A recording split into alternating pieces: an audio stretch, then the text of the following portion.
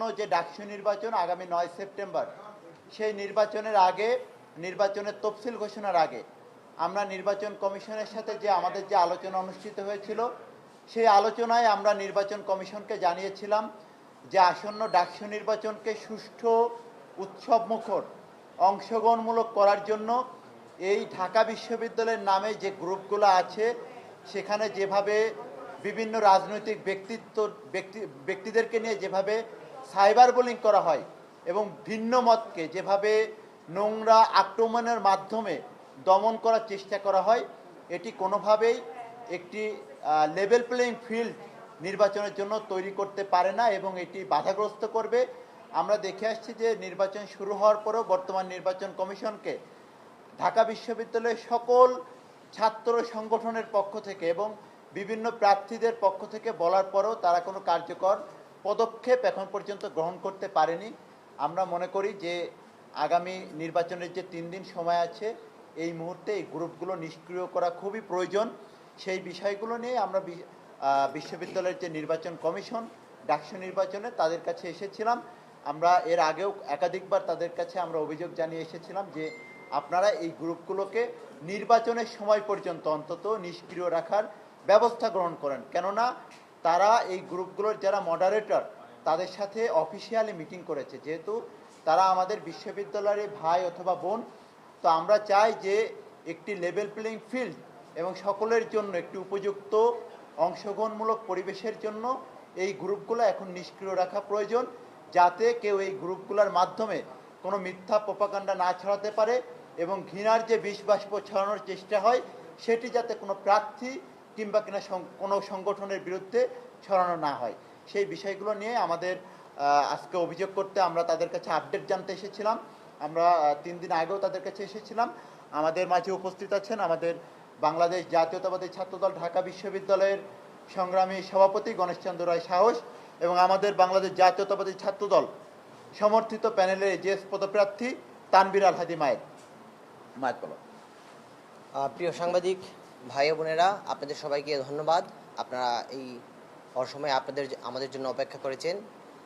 আপনারা জানেন 9 সেপ্টেম্বর ডাকসু নির্বাচন অনুষ্ঠিত হতে যাচ্ছে এবং শিক্ষার্থীদের দীর্ঘদিনের দাবির প্রেক্ষিতে ঢাকা বিশ্ববিদ্যালয় ক্যাম্পাসে একটি নির্বাচন অনুষ্ঠিত হবে এবং আমরা যারা ঢাকা বিশ্ববিদ্যালয় ক্যাম্পাসে ডাকসুর ভোটার, আমরা সবাই একটা জেনারেশন বিলং করি, যে জেনারেশন দীর্ঘদিন যাবৎ তাদের ভোটাধিকার থেকে বঞ্চিত, তাদের গণতান্ত্রিক অধিকার থেকে বঞ্চিত। সেই অধিকার প্রতিষ্ঠিত হওয়ার একটা সুবর্ণ সুযোগ আমাদের সামনে এসেছে এবং ঢাকা বিশ্ববিদ্যালয় ক্যাম্পাসের শিক্ষার্থীরা 5 আগস্ট পরবর্তী সময়ে কিন্তু ডাকসুর আওয়াজ তুলেছিলেন এবং তাদের যে চাহিদা, সেই চাহিদা এবং এখন যে বর্তমানে ক্যাম্পাসের পরিবেশ, আমরা বিশ্বাস করি শিক্ষার্থীরা 9 সেপ্টেম্বর ভোট কেন্দ্রে উপস্থিত হয়ে তাদের ভোটাধিকার প্রয়োগের মাধ্যমে তাদের যে পছন্দের প্রার্থী তাকে বাছাই করতে চাইবেন এবং তারা উপস্থিত হবেন বলে আমরা বিশ্বাস করি। কিন্তু তারপরেও আমরা দেখছি যে মাঠের রাজনীতিতে পেরে না উঠে শিক্ষার্থীদের মন জয় করতে ব্যর্থ হওয়ার পর অনেকেই অনলাইন প্ল্যাটফর্মকে ব্যবহার করে অনেকের বিরুদ্ধে, অনেক সংগঠনের বিরুদ্ধে, ব্যক্তির বিরুদ্ধে প্রোপাগান্ডা করছেন। আমরা মনে করি এই ধরনের কার্যক্রম ঢাকা বিশ্ববিদ্যালয় ক্যাম্পাসের যে গণতান্ত্রিক পরিবেশ, নির্বাচনী পরিবেশ, সেগুলোকে বিঘ্ন করতে পারে, নষ্ট করতে পারে। আমরা একাধিকবার বিশ্ববিদ্যালয় প্রশাসনকে এই বিষয়ে অভিযোগ জানিয়েছি এবং আজকেও আমরা তার আপডেট জানতে এসেছিলাম, তাদের সাথে কথা বলেছি। তারা জানিয়েছেন এই বিষয়ে তারা কাজ করছেন, কিন্তু বিভিন্ন নামে বেনামে বিশ্ববিদ্যালয়ের নাম ব্যবহার করে যে গ্রুপগুলো আছে তার মডারেটর বা অ্যাডমিন যারা আছেন তারা ক্যাম্পাসের শিক্ষার্থী হওয়ার সত্ত্বেও শিক্ষকদের প্রতি যথেষ্ট সম্মানসূচক আচরণ করছেন না বলে আমাদেরকে নির্বাচন কমিশন জানিয়েছেন এবং সম্পূর্ণই অসহযোগিতা করছেন। আমরা বলেছি যে আইসিটি বিভাগ এবং বিশ্ববিদ্যালয় প্রশাসন একাডেমিক অ্যাকশনের মাধ্যমে যেন এইসব গ্রুপগুলোর মডারেটর বা অ্যাডমিনদের কার্যক্রমকে নিয়ন্ত্রণ করার চেষ্টা করেন, যাতে ক্যাম্পাসের ডাকসু নির্বাচনী পরিবেশ কোনোভাবেই বিঘ্ন না হয়, নষ্ট না হয়। আমরা ঢাকা বিশ্ববিদ্যালয়ের শিক্ষার্থীদের যে গণতান্ত্রিক অধিকার, সেই গণতান্ত্রিক অধিকার প্রতিষ্ঠার জন্য নয়, আমরা ভবিষ্যতে তাদের যে ভোটাধিকার সেটাও যেন তারা শতভাগ প্রয়োগ করতে পারেন, সেই ধরনের পরিবেশ বিশ্ববিদ্যালয়ের শিক্ষার্থীদের উপহার দিতে চাই।